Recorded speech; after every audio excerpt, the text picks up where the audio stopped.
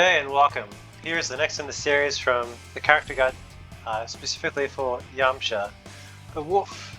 So we're going to just do a general overview first, so characters, things like this, character stats, skills, blast attacks, unique properties, ki blasts, smash ki blasts, combos, and lastly covering the strengths, weaknesses, other similar characters of this similar playstyle, and final thoughts. So let's jump right into it. So first of all, Yamcha is one of the more economical options, it being only 3 DP points, which is excellent.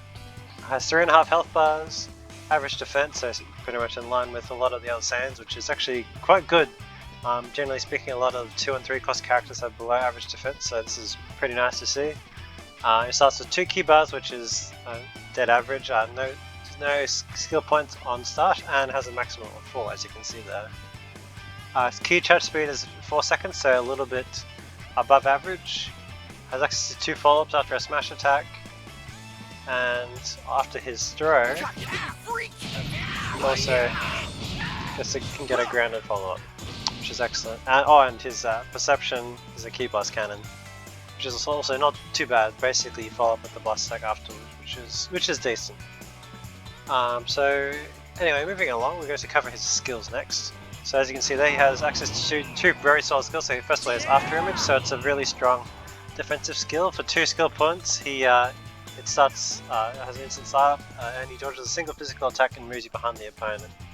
In my humble opinion, this is even better than good old Wild Sense, just because it's a little bit harder to just autopilot reacting and vanishing behind, and just the fact that it doesn't knock the opponent away gives you theoretically better combo potential, because you could say get to behind them, do a back shot combo, and then continue the combo from there, which is really strong. That's one of my very defensive skills, and I'm pretty happy that someone like Yamcha gets access to it. Next we have the After Image. Oh, sorry, we just did have After Image, just kidding.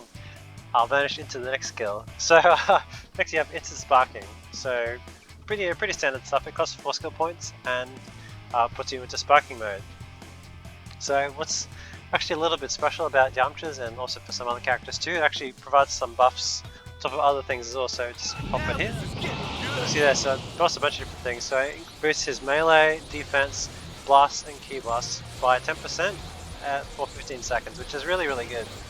So not only do you have just a well-rounded character, but having a cheap character who can just pop sparking so easily, and additional upsides is really good, especially to kind of catch up in damage and such, because that can be somewhat lacking on the cheaper characters.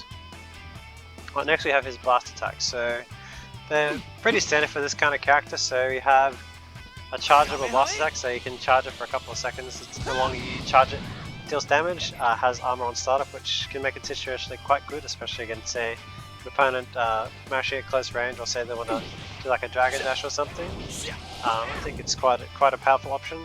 It does a reasonable amount of damage, about 7k or 11.8 with the additional sparking buffs. So that'll be around 10,000 without those buffs. Next is his good old Wolf Fang Fist, the classic. So this is an unguidable rush attack, which does a decent amount of damage, and those look so cool. So it does about 8k damage on hit. It does a little bit extra against this Cyberman here, just because his defense is a bit lower than average. And last and not least, he's going to go into sparking mode. Now he uses his ultimate blast, which is a beam attack. This should deal about 16 and a half, or a bit higher. Yeah, there we go, 17.3. So about 16k average. It's pretty fast, which is really good for this kind of character. I find sometimes it's just good to like punish with it in certain scenarios, or just kind of save. Try to run down the sparking. Try to maximize the time you have it, just because the extra buffs lead to some decent damage, which is quite good. Yeah, so pretty much the only unique property he has is just the fact that he gets additional buffs on top of his regular instant sparking, so that's about it as far as that goes. So with regards to his the long range game, is ki blast, so standard barrage, Yeah, nothing too crazy there, but his smash key busts are a little bit different. So he gets a tracking ball, which is really good, or if you do a dash, it's a fast smash key bust, so you can vary between them. What I like to do is from say mid range do that, and then go on behind it. You can left with some pretty nasty stuff, especially once you've dashed in and say your opponent is, you know, trying to press buttons or run away. Sometimes you can clip them, then it'll lead to a combo, which is pretty cool. And yeah, I just think it's a nice little upside. But now that we've covered his mid to long range game, let's talk about his close range game. That's kind of what everyone wants to hear about. So he's very well rounded. So he has a few different follow ups. So he has his heavy finish, there's a stagger, especially good from behind. Q-Bars Cannon, can't be vanished. Flying kicks on his third follow up, and so not least his rolling hammer. So yeah, very well rounded moveset, and allows for some reset opportunities, and the fact that, well, not immediate, obviously he also attacks a little bit slower than average. Like, it's just a nice little upside to have, especially against super countering and that kind of thing. But it can throw out the timing of your opponent if they're not as used to it. So I'm just going to show off a quick combo here.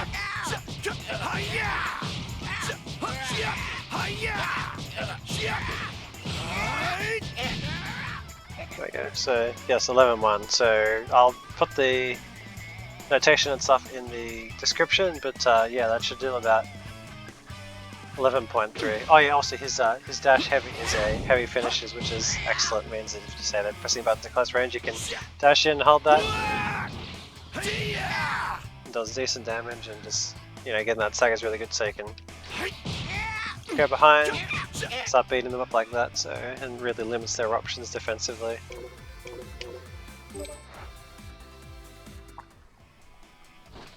Hey, no self-destruction this time.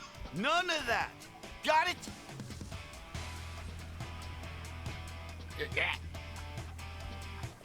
So now that we've covered all that, what would I say in terms of strengths and weaknesses? Alright, well, it should be immediately obvious that, like I said before, his moveset is very balanced overall.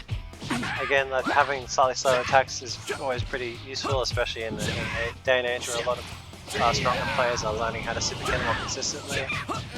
Low DP costs and really good skills. Having a strong defensive skill on top of sparking is always nice to have. He's got solid zoning. Again, having like other than non-standard smash key blasts and the like, it's always nice to have those extra things on hand. But then we kind of move along and have a look at his weaknesses. So first off, his starting health is a little bit below average for his cost. So normally you have anywhere from 3 to 3.5 to 4. And so having 3.5 does sting a little bit. You know, again, having average defense on top of that is okay. So I can take a little bit of extra effort to keep him alive, but generally isn't a huge problem in my experience so far playing him in DP battles and the like. So his average damage is a little bit low. So it's roughly sits around about as hard as Krillin. So it means you have to generally make up with those blast attacks and resets and that kind of thing. And also, yeah, his follow-up, I forgot to mention before, but when he's in sparking mode he has 3 follow-ups, which again is a bit lower than average. Normally you get an additional 2 after you go into sparking, so the 2 regular follow-ups will go into 4, but this goes into 3. Because Yamcha just isn't built for sparking as much, so that's just how it is. So if you're looking for a similar character, maybe slightly different, I'd recommend picking up someone like Raditz. You are Yamcha, the other long-haired guy. So Raditz has full health. I did it. See how you like does a little bit less damage. Melee has a similar blast moveset because he has a rush and just a regular blast attack, or a beam rather, and with an ultimate rush attack.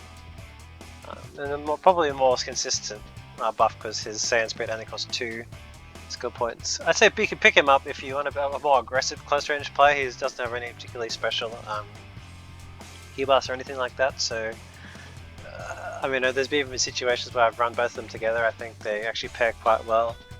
Again, they're just so cheap, but it's easy just to chuck them on a team. But anyway, in summation, my final thoughts are that the character is really good, and I can easily recommend him just because he has, again, the zoning. Up close he's got an excellent moveset. Instant sparking is always nice to have. After image is cool and just generally useful, especially in a time when wild sense needs to be continuously adjusted. I'd say the only real weakness is the fact that he is contested for the slot. I mean, it's no big surprise to know that Raccoon is the most popular 3DP character, and Yamcha definitely doesn't measure up in that way, but I think all his other upsides make up for that. So thanks to anyone who stuck around and watching. I hope you learned something about one of my favorite Beach Bros, Yamcha. I think he's a lot of fun and really quite solid, so I'm hoping I'll encourage a couple of you to pick him up. So hope you all enjoyed. Have a great day, be blessed, and I'll catch you with the next one. Bye bye.